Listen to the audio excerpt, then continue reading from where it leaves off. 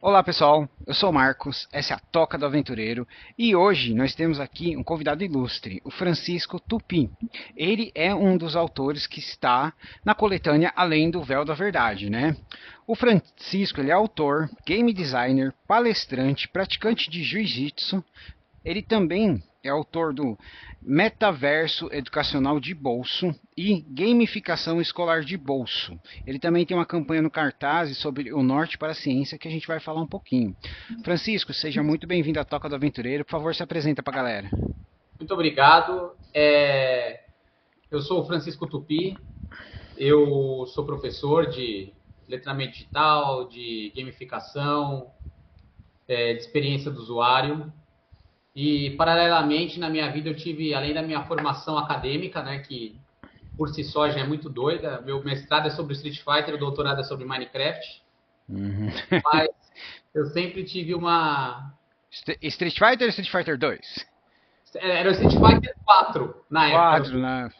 Uhum. Mas o que acontece é o seguinte, eu considero que eu tive uma formação na minha vida relacionada a quadrinhos, RPG, a leitura, Certo. e isso formatou muito eu como professor, né? Os meus valores, inclusive profissionais, e as coisas que eu acreditava serem Uhum. legais e me esforçar. Então, sempre na parte de educação, ciência, feiras de ciência, game designer, assim, eu tento ser um polímata, fazer de tudo que é legal e vale a pena ser feito. Ah, legal. Eu sinto falta das feiras de ciência. Antigamente toda escola tinha, né? Sim. Bom, Mas é um então. movimento, só um parênteses, é um movimento muito grande no Brasil, que Uhum. tem, né, inclusive no exterior, a principal do Brasil é a Febrace, que vai acontecer em março agora, né, na última semana Uhum. de março, de 25 a 27, na USP. Tem diversas feiras pelo Brasil, pelo mundo, né? É um movimento que, sempre que a gente fala isso, as pessoas falam, pô, que saudade da Feira de Ciência da minha escola e tal, mas tem esse movimento que cada vez mais ganha mais força e é legal para divulgar, para promover e popularizar a ciência, a cultura e tudo mais. Muito bem, muito bem. Então, Francisco, conta um pouquinho pra gente da sua jornada. Como garoto que gostava de quadrinhos, né? Se tornou professor, autor, e a gente vê que o termo gamificação está ganhando muita força, né? Conforme está passando os anos, está se tornando popular, é uma forma nova, né, de apresentar para os jovens. Para alguns acham até mais dinâmica e divertida. A gente já teve até aqui a Simone no canal, que ela trabalha com livros para isso, né? Então conta pra gente. Então, eu, eu fiz parte daquela adolescência dos anos 90, que tinha os encontros internacionais de RPG, Uhum, história em quadrinho era naquele formatinho, que até a revista do X-Men, que não uhum, tinha tantos Vingadores, até tinha, mas o foco era a X-Mania, né, dos anos 90. sim. O gibi era formato da Turma da Mônica. E aí eu posso falar que talvez o grande exemplo era você sentar numa mesa de RPG e era talvez a experiência mais inclusiva, mais diversificada que você tinha, não importava a origem da pessoa, quem ela era, de onde ela vinha. Aquela regra do RPG que nunca foi escrita, que você Uhum, nunca negava uma pessoa de sentar, de jogar. E as pessoas mais heterogêneas possíveis que traziam elementos culturais mais diferentes possíveis, né? sim. Então você via falar de Senhor dos Anéis, você ouvia falar de Dostoiévski, você ouvia falar de Alan Moore, e tudo aquilo foi criando um arcabouço, um repertório cultural, porque eu sempre fui aquele cara que gostava de estudar, mas eu gostava daquilo que eu gostava. Uhum. Não gostava. A escola. Eu, nessa época também tinha o Bigman, inclusive eu Ah, tenho pô, ele já teve no Brasil mais de uma vez, né, cara? Ele foi no Danilo Gentili, foi bem teve na legal. Campus Party, aí eu sei, se eu Ah, não me engano, em São Carlos, uma turma de engenharia trouxe ele já veio algumas vezes uhum, para o Brasil, e eu via que, eu não sei se certamente, erroneamente, mas eu entendi que existiam dois tipos de aprendizado, aquele que a gente aprendia e gostava, e uhum, aquele que era protocolar da escola, sim. né? Nisso, comecei a estudar geografia, meu pai era cartógrafo, então também ajudou a ampliar muito o leque cultural, né? Meu pai lia muito livro, desde livro técnico até livro da maçonaria, da teosofia, de coisas assim bem amplas, né? Aham. Seu pai gostava de ler. Gostava, né? Então, eu adorava Hermann Hesse, enfim. Uhum. E aí, o que acontece? E ao mesmo tempo tinha um vô, o pai da minha mãe, que era cartunista, que trabalhou em diversos projetos, amigo da Onça, Turma da Mônica, isso nos anos 60, 70, Aham. né? Nossa, cara. Freelance, assim. Ah, E contar a aí, história tá no sangue, então. e esse vô sobreviveu muitos anos, alimentou a família, sustentou a família fazendo caricatura na Praça da República. Porra, cara. Você tem algumas ainda? Cara, na casa da minha mãe tem. Tem Ah, os livros dele de caligrafia. oi. Na verdade, eu tenho um gibi, uma história em quadrinho do Tarzan dos anos 70 que era dele, cara. Que ele Ah, desenhou. que a Hanna-Barbera até fez um desenho, teve uma temporada só, porque na época Sim. eles faziam desenho de todo mundo, né? Então, ô, legal, cara, legal, poxa. Então, assim, eu cresci com essa disciplina. Óbvio que nem tudo são flores. A gente, às Uhum, vezes, se descobre com dislexia, se uhum. descobre com uma desgrafia. Mas eu sempre gostei de ler e escrever e sempre fui uma pessoa muito criativa, sabe? Talvez por isso que o RPG pegou tanto a ponto da gente sentar e inventar o mundo e conversar.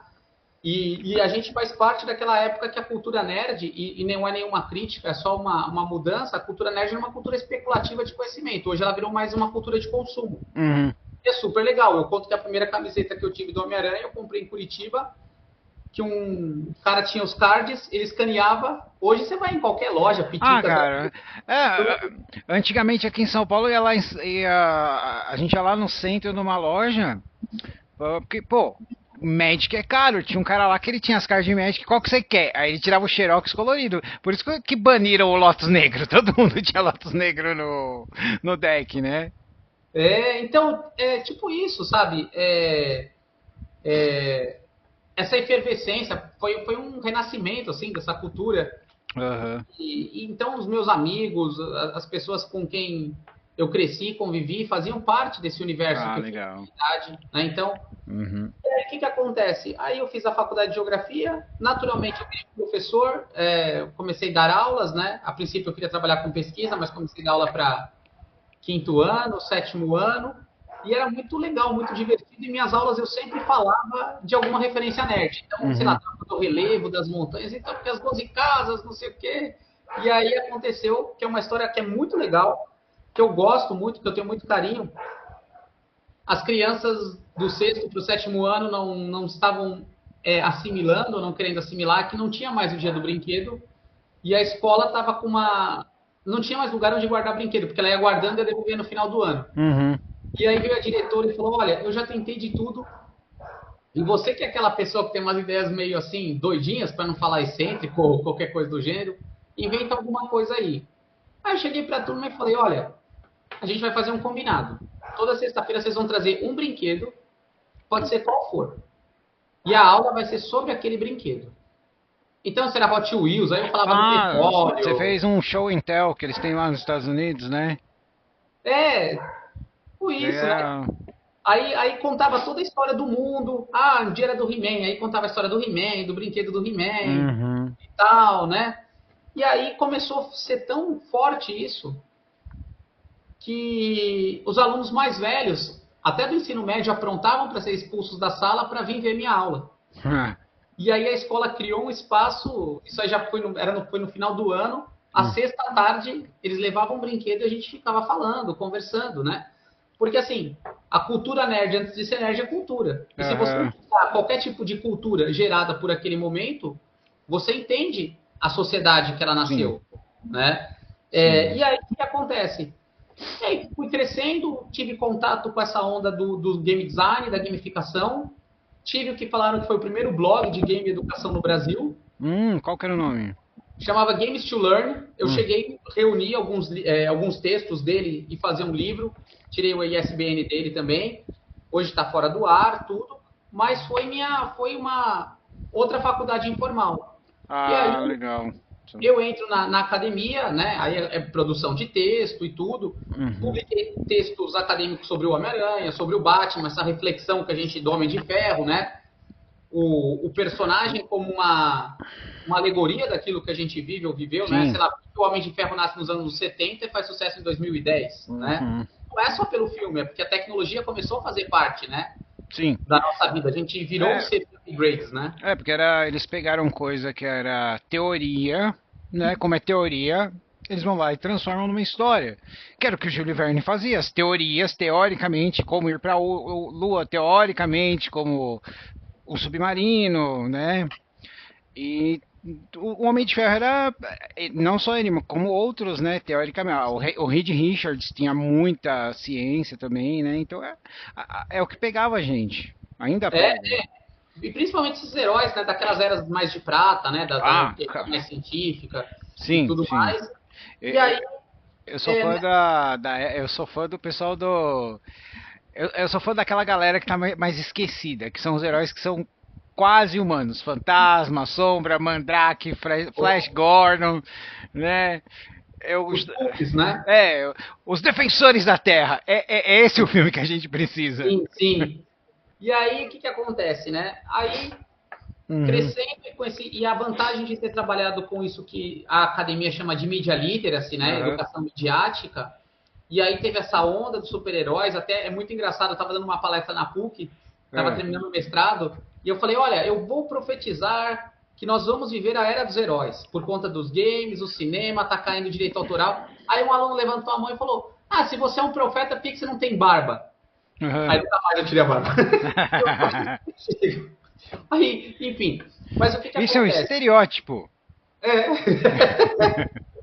Então, aí o que acontece, né? E aí eu comecei a escrever, né? Óbvio, uma série de questões relacionadas a me conhecer, a me entender, né? Quantas pessoas são criativas e têm uma síndrome de sabotagem, ou não são amigas de pessoas que motivam elas e falam, pô, mas que porcaria, você está escrevendo isso, né? E aí eu tive uma série de pessoas que me incentivaram, minha própria família, né? Minha esposa, e toda a questão de entender, pô, tem uma desgrafia, fui fazer aula de português, mas depois de velho, sabe? Não, eu quero escrever, eu quero entender o que é o... Né? Por que até agora eu não consigo concatenar minhas ideias no papel? Porque às vezes a pessoa vê um livro escrito e fala, mas essa pessoa tem o dom, tem o talento. Às vezes ela tem teimosia. Às vezes ele é uma pessoa dura na queda, teimosias, né? Teimosias em diversos sentidos, né? Sim. Com certeza. E aí, nisso tive esses 2 livros técnicos aí, né, da gamificação de bolso. Sim. O do metaverso de bolso, que foi top 5 do Jabuti. Legal, traduzido em inglês, né? Tá em diversos países, vez ou outra recebo e-mail de pessoas que leem o livro, sabe, Austrália, Malásia. Nossa, que interessante, que conceito, né, bacana. E aí, sempre gostei de escrever, eu tenho muitas ficções, assim, né? A gente sempre tem, às vezes tá no carro, né? Aí participei de um projeto de quadrinhos, escrevi na Grace Magazine tirinhas de jiu-jitsu. E aí o João Beraldo, que é um amigo, falou do Além do Véu da Verdade. Eu falei, posso participar, né? Pô, deixa eu, né, cara? Porque ali tem só autores consagrados, autores conhecidos, né? Sim. Então, antes de falar do Véu da Verdade, eu queria perguntar pra você, cara, a gente acha que a gente tá no tópico certo. Quais são os seus autores favoritos e as suas inspirações? Cara, puta, é muito legal. Eu vou falar, eu gosto muito do Neil Gaiman. Certo. Apesar de todas as coisas que houveram assim, mas a base do Neil Gaiman... A obra dele tá ali. Sabe? Aí toda aquela série da Guerra Civil, né? Da Marvel. Sim. Ali tem aqueles autores daquele momento. Eu acho muito bacana. O Mark Millar. Né? Eu gosto muito do escritor do Mundo de Sofia, das meta-histórias, né? Justin Gardner. Né? Eu acho muito legal. Tem um cara que é uma super influência, é um amigo, e é uma super influência, que é o Marcelo Deldébio. Grande Marcelo, sou fã dele desde... Se não fosse Marcelo, ele é um dos pais de Tormenta. E assim, adoro ele, e a gente treinou Kung Fu junto, e a gente, nossa, troca muita figurinha, mas imagina, eu era um pouco mais novo, né? Tava ainda na escola, e ele já estava na faculdade, já estava escrevendo, já tinha dragão, e eu acho que ele foi uma das pessoas que mostrou que aquilo era possível, sabe? Cara, sim. Escrever, sim. E tudo mais, né? O pessoal, todo mundo que trabalhou na DB, eles fizeram o que eu falo que é publicação de guerrilha, né? Porque eles É. chamavam artistas que hoje estão na Marvel, na DC, em outras produtoras. Muita gente começa. Vocês vão ver as primeiras artes do André Vazio nas Dragões, né? Então eles deram oportunidade pra galera e eles souberam. Teve altos e baixos, problemas com editoras e coisas do mercado, né? Mas a Dragão eles foram uma escola para muita gente, né? Tenho lido muito ultimamente Box Brown, Hum, que faz aqueles quadrinhos em forma de documentário. Hoje, talvez, para mim, seja a minha maior influência, hum. né? Snoopy, Snoopy é o clássico, né? cara. O próprio Hervé com o Tintin, né? Cara, Tintin é maravilhoso. Tintin, Asterix, né? É que assim, o meu favorito é o Capitão e o Professor, sabe? O Tintin pra mim ele é meio que um coadjuvante às vezes, né? Então, assim, muitos autores de anime, talvez o Kurumada, com o Cavaleiro do Zodíaco, Que marcou. e envelhece bem, né? Cavaleiro do Zodíaco é hiper atemporal, né? Sim, só que às vezes eu fui reassistir recentemente, eu dei uma pulada em algumas partes, falei, cara, eu vou ficar 10 capítulos aqui, né? Deixa eu seguir pra frente um pouquinho. Então, assim, basicamente são esses autores. Nessa parte desse jornalismo de quadrinho, que faz esse raio-x de quadrinho, eu gosto muito de um autor chamado Christopher Knowles. Eu não conheço o Ele nome. escreveu um livro maravilhoso, se você aceitar a sugestão, chama Nossos Deuses São Heróis. Tá. Que assim, foi o livro que eu li e falei, nossa, eu posso trabalhar com quadrinho, eu posso trabalhar com videogame, que ele é um roteirista, Uhum. só que ele faz uma história, ele passa pelos pulps da humanidade, Uhum. diversas coisas, e os autores, e ele trata muito como se fosse uma religião, assim, sabe? Tipo, Certo. as encarnações dos heróis Sim. e tudo, né? Que é uma coisa eu acho que é uma alusão que o pessoal faz na história do Imortal no Invencível. Né? Sim. Se você for. Só a Jornada do Imortal é isso. Ele começou como guerreiro, foi herói, tipo, era de ouro, depois foi ficando mais real, mais real, mais real. Aí quem vê o Invencível no futuro fala, cara, eu quero morrer. E aí é o seguinte, talvez né, nesse campo de escrita, porque assim, eu sempre gostei muito de mitologia. Sim. Aí é Joseph Campbell na veia. Uhum. Vou até contar para vocês uma história. Em 2015 eu fui estudar na escola do Krishnamurti, lá em Ojai, na Califórnia, na pedagogia dele, óbvio, o Krishnamurti falecido. Uhum. E aí o Michael Crohan, que era o cozinheiro do Krishnamurti, estava lá, faleceu no passado, ele me deu uma botoadura que o Joseph Campbell deu pro Krishnamurti. Caraca, cara, espero que isso esteja num cofre. Esteja num cofre. Bem guardada, porque, cara, é aquela coisa assim, sabe, aqueles símbolos, né, é um totem, assim, de você olha e você fala, caramba, né, que inspirou. E os nossos autores nacionais?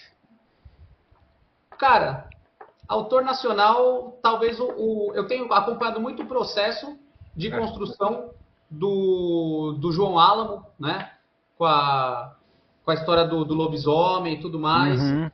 Exemplo para mim, que antes eu lia muito e assim, depois que conheci tudo, o próprio João Beraldo, né? Sim.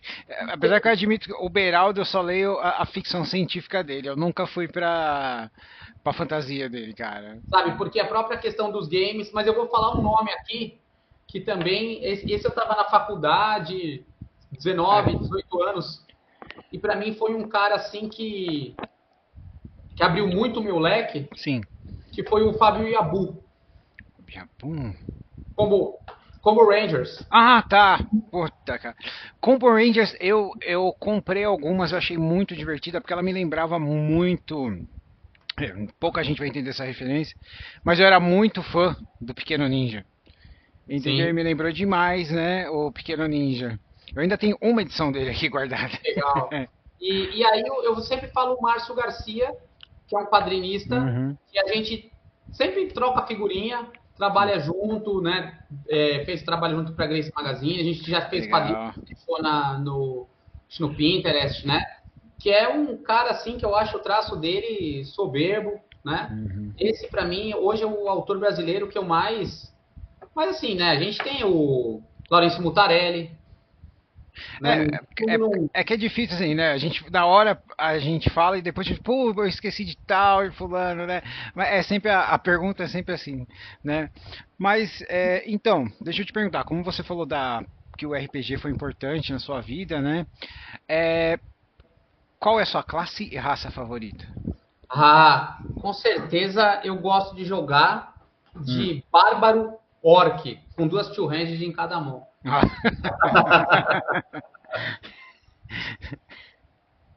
Boa, boa. Sim, orc pra mim, e muito louco. Esses dias eu estava no hospital, minha esposa ela sofreu um acidente, ela foi Oh, atropelada na faixa de pedestre do Carrefour ano passado. ah, É, e aí nessa questão, ela precisou fazer 3 cirurgias. hum. Imagina, a vida virou de pernas pro Ah, ar. com certeza, cara. E aí Nosso mundo para, né, cara?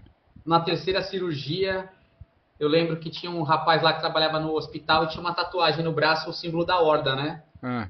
Aí tava terminando o turno dele e tudo, aí eu falei, pô, cara. Cara, ó, eu só te falo que eu luto pela aliança. Tá, desculpa, mas eu luto pela aliança. Aí nessa eu fui e aí fui conversar com ele e tal, Uhum. aí, pô, o cara. Aí depois de Uhum. super firmeza pra frente ali, acelerado, resolveu tudo. Aí quando ele terminou, ele vira pra mim. Imagina aquela sala de espera de cirurgia, minha esposa deitada, e ele vira pra mim e fala: Pela horda! E o pela horda! E a sua mulher? Ei, ei, eu tô aqui. Sabe Né? aquela coisa assim? Mas enfim, foi uma. Aham. Referências assim, né? Tipo, Sim, sim. Ah, referências. legal. Orc pra mim é uma coisa muito, muito rica. Ah, legal. E tem algum livro ou autor de fantasia assim que você gosta nesse sentido? Porque o Warcraft tem diversos romances com diversos autores, né? Sim. Mas tem outras perspectivas, né? Cara, eu acho assim, não tem como falar desse tipo de fantasia sem Uhum. citar o Tolkien. Sim, claro. Então, pra mim, é o predileto, assim. Às vezes, entre uma coisa nova e ler o Tolkien, às vezes tem que tomar aquele cuidado pra não ficar lendo só aquilo que você já leu 20 vezes, né? Uhum.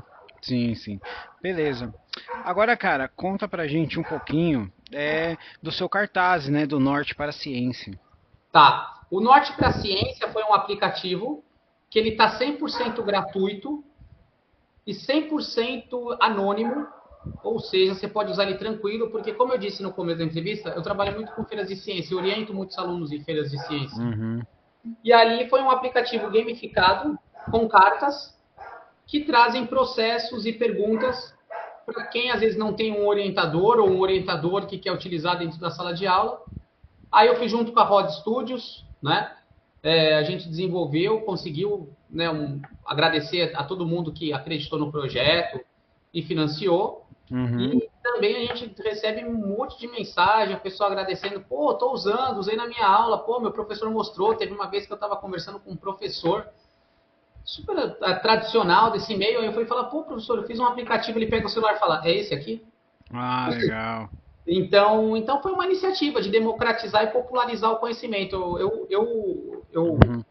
Para mim, na minha visão, é muito claro ver a conexão entre a cultura que dispara, que engatilha uma série de outras coisas que podem acontecer.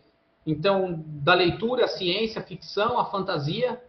Muito bom. Então, eu gosto muito de ter um autor brasileiro chamado Jin Anotsu, que ele escreveu uns livros do Minecraft, escreveu vários livros, Acampa Monstro, né? Cara, eu acho que um dos primeiros livros que meu filho pediu pra eu comprar, que era do Minecraft, é dele. Cara, e é muito louco ele falando assim, ele falou, o primeiro livro que eu li foi Harry Potter, o segundo foi Shakespeare. Cara, isso é bem legal, bem legal. Porra. E você vê um autor brasileiro que está em 13 países. Mais Uhum. até, não sei, mas eu sei que ele está sendo publicado na Itália. Então, assim, você vê que são pessoas que mostram, assim, uma que tem obras sensacionais, que é uma delícia se sentar e ler. Cara, eu tô descobrindo cada coisa, assim, que assim, eu não tô dando conta de ler. De tanta coisa boa, sabe? que estão aparecendo nossos autores nacionais, esse poder que a gente tem. O pessoal só tem que se interessar, perder um pouquinho do preconceito, né? E ler. Sim, sim. E também perdeu o preconceito com si mesmo e escrever, Uhum. sabe? Poxa, eu sou um super fanfiqueiro na minha cabeça, assim, às vezes eu sento no computador, escrevo, né? Ah, Porque legal. se não fosse essas brincadeiras que eu fizesse, quando teve a oportunidade aí do João, Uhum. ou mesmo as minhas questões acadêmicas, porque escrever é afiar, e você vai escrevendo, você vai lendo, você vai buscando conexões, você vai Uhum. brincando com a palavra, com a linguagem, né? Sim. E falando nisso, vamos falar do seu conto agora? Vamos. Vamos lá, pessoal. O conto, né, Além do Véu da Verdade, do Francisco, é o Névoa de Ferrugem. É o seguinte, gente. Esse é um daqueles contos que a gente vai ter que tomar cuidado com o que a gente fala, porque para não dar spoiler, certo? Porque é aquela história que a gente não pode falar muito, porque senão estraga. Eu gostei muito, eu peguei umas referências bem legais, né? E eu só posso dizer que, assim, é, eu achei, ele começa calmo e depois ele vai para um ritmo bem frenético. Ah, eu gostei da estrutura da história e no final eu fiquei pensando assim, quem é Kaiser Sossi? Sabe? Mas vamos lá, né, Francisco? A nossa história, né, ela começa com Ark, né, que teme o passado e os perigos do presente. Nós temos, né, o que é o título, que é a névoa da ferrugem, que é uma tecnoepidemia que afeta orgânicos e máquinas, né? Durante uma quarentena surge um velho amigo. Essa é a primeira parte, né? E eu senti uma referencinha ali a Quinto Elemento. Foi de propósito? Não, essa não Não foi. foi? Quando a pessoa bate no negócio assim, toca o Não, não, alarme. mas às vezes é até uma coisa que você se registra e fica no subconsciente e outra pessoa tem que te lembrar, né? É Aham. verdade, é verdade. Então, você quer falar um pouquinho dessa primeira parte pra gente, sem dar os spoilers? Olha, então o João Beraldo é uma pessoa que eu admiro muito. Para Uhum. quem talvez ainda não conheça ou qualquer coisa assim, eu já acompanho o trabalho dele desde a época do Take Down, né? Que Eu tenho o MMO, livro. e foi um MMO brasileiro, né? Foi, Foi foi. uma super cruzada brasileira aí no mundo dos games e tudo mais. E quem joga Assassin's Creed, aquele menu de armas e tudo, é o João que faz. Né? Uhum. Então você vê um cara que tá conversando com a gente como a gente, que conversa tudo, o cara tá lá em Singapura fazendo Assassin's Creed, aqueles amigos que, mesmo se a gente não conhece, a gente fica feliz de ver como que, né, um orgulho de ser brasileiro, da criatividade e tudo mais, aonde que chega. E Uhum. sempre uma pessoa sempre gentil, educada e sempre, né, e faz uns posts muito legais. Atrás, cara. E ele tem aquele projeto do jogo dele que ele vai contando a É, história no eu YouTube. sempre fui acompanhando e trocando ideia, e aí o Véu da Verdade, ele tem um RPG, Uhum. fui chamado para participar de uma sessão de RPG, imagina, uma rolagem entre Você jogou Singapura. de quê? Eu joguei de humano, Ah, eu era o jogou de piloto da humano. nave, né? Uhum. E eu não lembro as pessoas que estavam, mas pô, foi muito legal, foi muito bacana. A gente falou, era tipo um carga pesada espacial, né? É, Não era Guardiões da Galáxia, era carga pesada, era é. caminhoneiros estelares, assim. E Space aí, Truckers! Tem um filme desse, hein, gente? Robert Duval. e aí ficou aquilo na cabeça, e aí quando eu vi o conto, ele passou o lore, né? Uhum. Os contos, e aí eu, com a minha cabeça que gosta de Tarantino, que gosta de até coisas mais filosóficas, né? Um dia do Krishnamurti, ou enfim, Uhum. sobre autoconhecimento. Então, é a vida, sabe? A vida tem dessas. Hashtag a vida tem dessas. Muito bem. E aí, o que acontece? Imagina uma pessoa que ela está num contexto, mas ela tem uma bagagem de problemas que ela quer resolver e problemas que ela quer esconder. Uhum. E aí, óbvio, né? Ainda aquela questão. E eu pensei muito na. Eu gosto muito dessa questão de telecinese com máquina, empatia com máquina, tudo, né? Então a Uhum. doença que afetava as máquinas também, né? Sim, eu achei isso bem legal. E aí nós passamos para a segunda parte, gente. A gente vai para o passado, né? Simples exploradores e uma lua sem nome. Mercenários niterianos. Cara, os niterianos estão com tudo nessa coletânea, viu? Eles atacam. Ark sobrevive. Eu achei isso uma forma, esse capítulo, muito, porque você começa você coloca um pouco de tensão na primeira parte, na segunda vai fazendo a build, né? Porque eram só duas pessoas trabalhando e do nada acontece assim o inesperado, certo? Voltando para o presente, pessoal, nós temos verdades, teorias, política, ganância, conspiração e segredos, né? Um velho amigo conta do seu martírio para Ark e ele é questionado sobre a sua família. Eu gostei muito dessas duas partes. Você colocou o passado e o presente ali, o que aconteceu, como que o cara tá agora e a forma que o amigo explica o que ele sofreu, cara. Me lembrou muito aquele personagem do Sam Raimi, Darkman, Vingança Sem Rosto, que pouca gente conhece muito. Ó, o Liam Neeson já foi super-herói, gente. Né? Você falou do Darkman, eu jogava Darkman no Nintendinho, quer dizer, no Dynacon. Dynacon. Então, o que você pode falar pra gente desses dois momentos, cara? Então, aí essa ideia, a princípio, era para ser uma pincelada, e aí o João teve uma super atenção, um super respeito, né? Uhum. Uma experiência muito grande e assim, eu ainda faixa branca, pegando a mãe, aí, ó, acho que é melhor ir por aqui, faz por aqui, isso aqui tá curto. Uhum. Mas a questão é a seguinte, independente de onde nós estivermos, se a gente, porque é um livro que é Space Punk, né? Um livro, sei lá como a gente pode definir essa antologia, né? Mas a gente é ser humano. Sim. E o ser humano ele vai ter medo, ele vai ter culpa. Quantas coisas elas acontecem, você não tem chance de pedir desculpa e a pessoa fica com raiva de você. Então, foi o que eu notei nesta parte, né? Porque quando vai falar do passado, o cara não, ele quer vingança, tudo bem, mas ele entende o que aconteceu. Ele fala, pô, você não me deixou, não vou dar um spoiler, mas tipo assim, não foi culpa do Anki, certo? Tivemos outros elementos, né? E aí a gente volta pro passado, para sobreviver, o Anki trabalha para monstros e assim acha sua humanidade, certo? E cara, pra mim, o personagem não percebe, mas ele é um cara muito foda, né? Ele é um sobrevivente, ele não é aquele herói que vai pra cima, mas ele tem uma puta de uma coincidência. E eu me achei um pouquinho Dança com Lobos no final dessa parte, cara.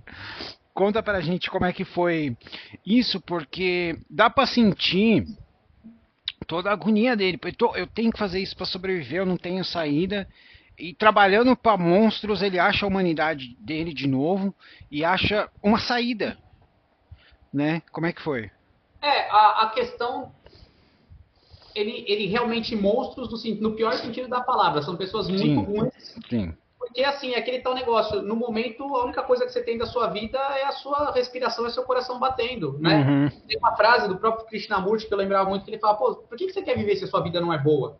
Né? O que te faz viver se a sua vida não é boa, né? Mas é estar na vida, é tentar fazer com que a sua vida seja boa. Certo. Então ali ele tem, do mesmo jeito que ele é excluído, ele é aceito num contexto inesperado. Sim. Então vamos pensar isso no espaço. Ele está perdido, ele está vagando. Então é a mesma coisa. Sua nave está vagando no espaço. Você pode encontrar um pirata espacial, você pode encontrar alguém que te salve, você pode encontrar uma família. E aí nesse contexto foi um lado de redenção. E aquilo que motivava ele ficar vivo, porque motivaram ele a ficar vivo. Sim. Né? E o outro, quando o outro, que nem você falou, né, que ele entende o lado. Talvez eu espero ter a chance, porque hoje, se eu for escrever a continuação do conto, é o lado dele. Então.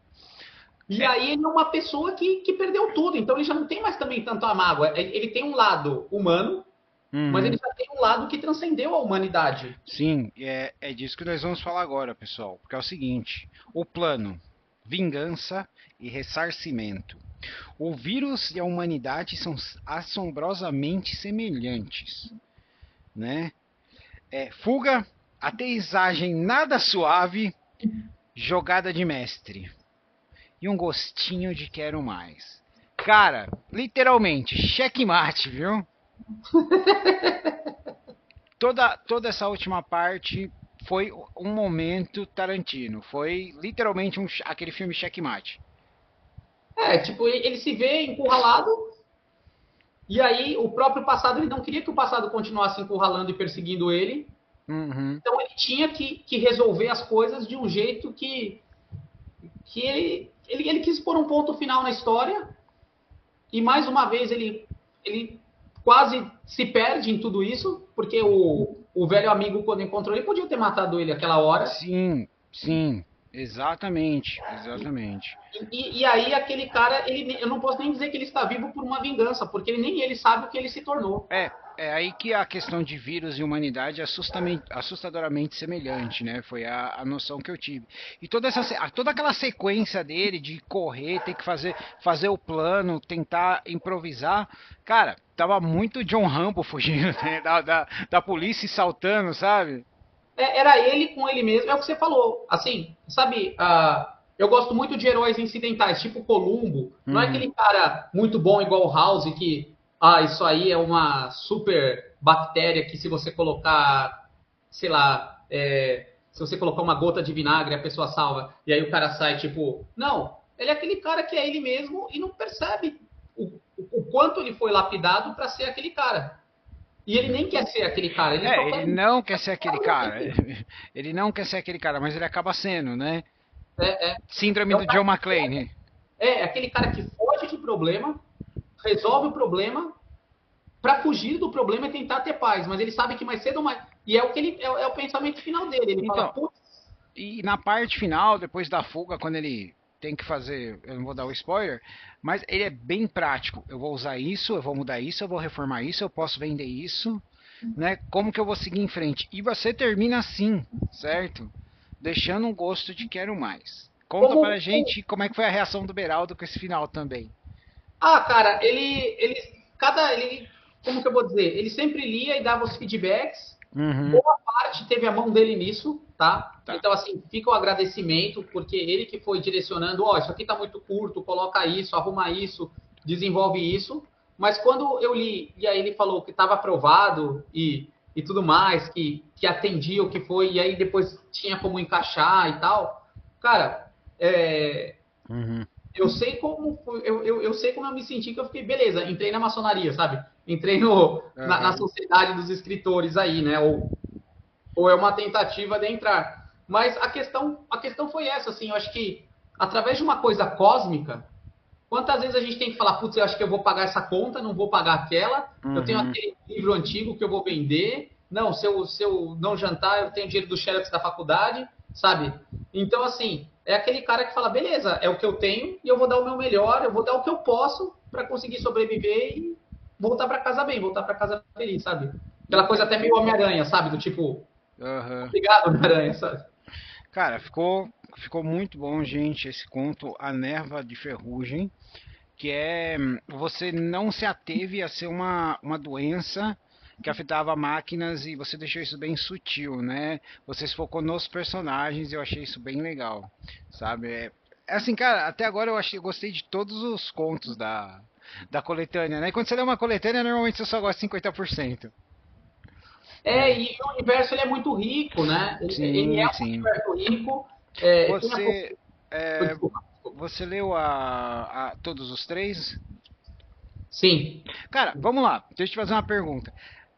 Por exemplo, você acha que a partir do segundo, os Celonianos ficaram mais babacas, cara? Não sei se é babaca, cara. Não sei Sabe, se é eles babaca. não eram tão presunçosos no começo, no primeiro, né? Mas eu também não sei se é eu não sei, mas eu sinto que talvez possa ter alguma coisa que eles sabem e a gente não sabe, sabe? Então, Que, sim, tá, eles deixam isso claro, né?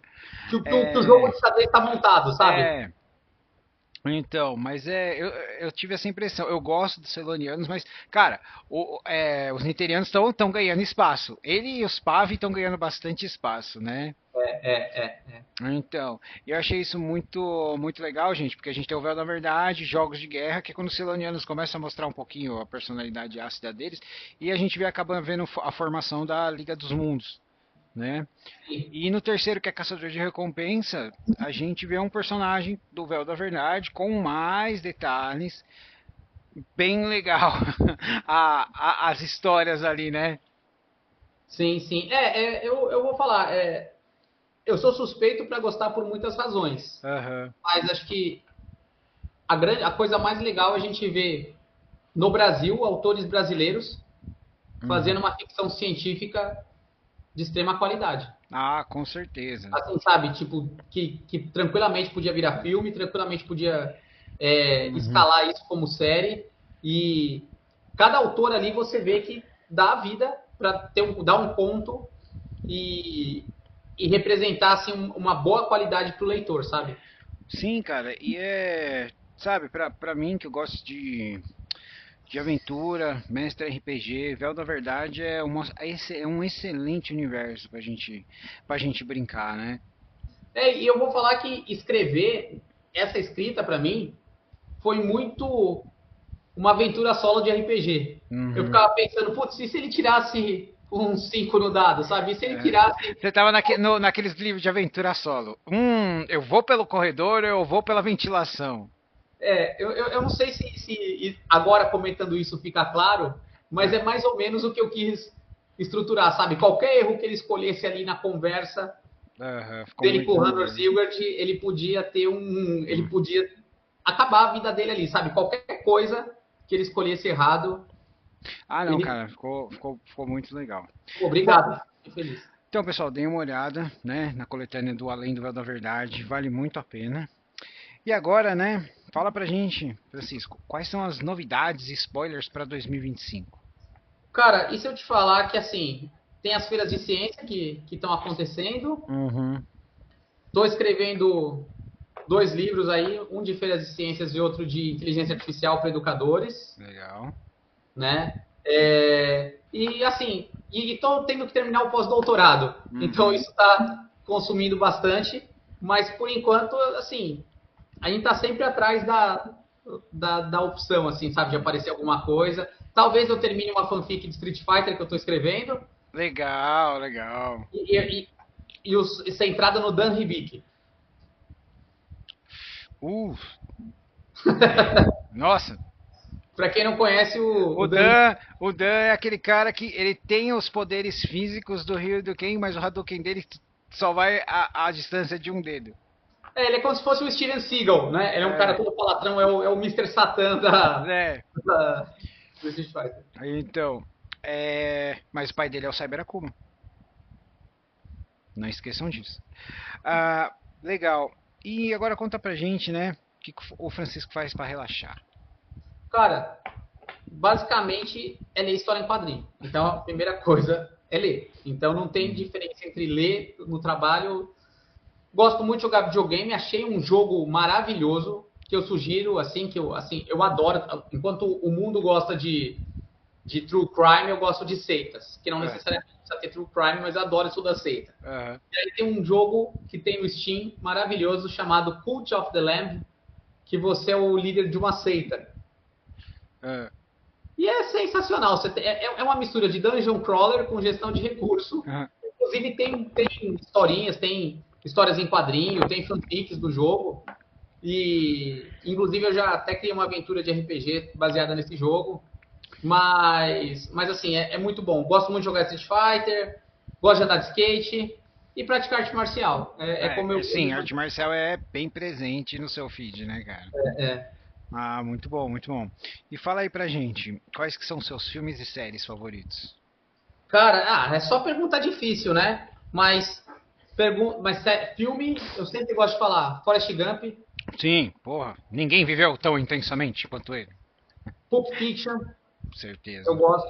Velho Oeste dos anos 60, Sim, sim. Evil Apesar que Empire. você assistiu aquele, eu não sei que nome que deram no Brasil, mas o original chama Old Henry, Não, com o não sei Stephen agora. Dorff. Cara, tá na Netflix, que puta western, cara. E o Assim, western pra dar certo tem que ser de baixo orçamento, você já percebeu? sim, Trinity, né? O Trinity, o Bud Spencer e Terence Ah, Hill. meu nome ainda é Trinity. Cara, Budcast e Terence Hill são tipo Eu o pão e a trabalho, manteiga do faroeste espaguete, né? eu já vi algumas experiências muito legais do Curry, do Western Curry, né? Que é Uhum. que é o Velho Oeste feito na Índia, que é muito legal. Sim. Nessa esteira teve o Yellowstone, que eu achei muito legal. Cara, que Yellowstone é outro nível, é o Kevin Costner que eu falo no melhor dele. Apesar que ele fez aquele super western agora, que bombou. Mas, cara, que épico em duas partes. Pra quem gosta de western, se você gosta de filmes que nem Dança com Lobos, Tombstone, com Kurt Russell, esses são os épicos pra você. Eu gosto muito, assim, de anime, Yu Yu Hakusho. Com a dublagem original. Sim, opa. A dublagem original. Agora eu tô vendo um anime que ele chama Go Go Loser Ranger. Então, eu comecei a assistir e eu achei legal. A minha única crítica é que ele, tipo, ele vai. Como é que eu vou te falar? Ele vai overpower demais. Eu queria que ele ficasse um pouquinho mais se adaptando ao mundo, mas não, ele já cai. Ranger Vermelho, não se preocupe, sabe? É muito bom, pra quem não conhece, é a mistura de Power Rangers com The Boys. Então a era moderna chegou E você notou que aquela lua parece muito com a lua do Majora's Mask? Parece. Parece, não parece, cara? Parece pra caramba. Samurai X, pra mim. Sim, Samurai X não Agora tem. eu tava vendo o novo, mas eu não gostei tanto. Não. Mas os filmes ficaram bons, né, cara? Porque são filmes japoneses feitos por quem entende. Assim, é muito difícil escolher, mas Breaking Bad, Better Call Saul. Você assistiu aquele filme do Bob Odenkirk, Nobody? Anônimo? Não. Cara, você precisa assistir porque esse filme salvou a vida dele, viu? Que legal. Porque o que acontece? Ele teve que entrar em forma pra fazer as cenas de ação. E ele teve um problema de saúde que o médico falou, se você não tivesse em forma, você tinha morrido. Que legal. Não, o cara é um super ator. E ele é um roteirista de comédia que virou ator, né? Ele fazia stand-up, legal, escreveu muita comédia. E aí ele começou. Mas você vê ele no Anônimo, cara. Vou ver, vou colocar. O pessoal fala que é uma cópia de John Wick. Mas é legal. E tem o Christopher Lloyd. Eu sei qual é, mas eu não vi. Eu sei qual é, mas eu não vi. E tem o Christopher Lloyd, viu? Puta, legal. Porra, legal. cara. Cobra Kai não tem como não citar. Sim. Maravilhoso, sabe? Eu gostei. Novelinha pra testosterona. A redenção do John Kreese, assim. E os últimos episódios cheios de easter egg, sabe? Sim, teve um cuidado ali, o fanservice super positivo. Agora saiu um desenho muito bacana do Mutano, depois que ele sai dos Jovens Titãs. Tá no Prime. Sabe, o desenho do astronauta, super legal. Do astronauta, cara, o desenho, aquele quadrinho adulto dele, excelentes. Sabe, poxa, então eu tenho minha disciplina, no mínimo 4, 5 quadrinhos por mês, independente dos livros técnicos ou os livros que eu preciso ler. E é isso, assim, eu pensando mais filmes, cara, é que quando pergunta a gente fica... uns filmes dos anos 80 que passavam na Bandeirantes, tem um que é o Mago da Velocidade do Som, que era que ele, na vida dele, profissionalmente, ele fazia efeitos especiais e o filme inteiro... eu sei qual que é, qual que é, que o Brian Dennehy tá nos filmes, que é o autor australiano, e o Brian Dennehy tá nos filmes. Sabe, Bakaru Banzai. Cara, Bakaru Banzai é muito legal, mas é muito nichado também, né? E aí vem a grande apoteose, assim, que eu acho maravilhoso, que é o jogador número 1. Feliz a pessoa que consegue entender 30%, 70%. Cara, eu tava vendo aquele filme ali, eu me senti velho pra caramba, porque eu entendi todas as referências, entendeu? Eu sou aquele cara que falei, tá aparecendo todos os carros famosos, cadê o filme o carro do bandido? O carro do bandido aparece. Então, gente, ali tá complicado. Assim, feliz de quem... e assim, fica a dica, a sugestão, o jogador número 2. A continuação. Tá bom o livro? Porque eu não li. É bom. Inclusive porque ele entra muito em questões de inteligência artificial antes do ChatGPT ser lançado, e essa coisa do Neuralink do Elon Musk. Então, assim, é maravilhoso. Para quem gosta, é um prato cheio, sabe? Snow Crash. Quer coisa melhor que Snow Crash?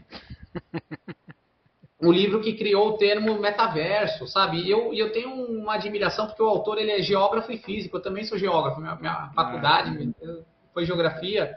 Então, assim, super tarantinesco também, sabe? Super aquela descrição que coloca um terminho técnico aqui, outra ali.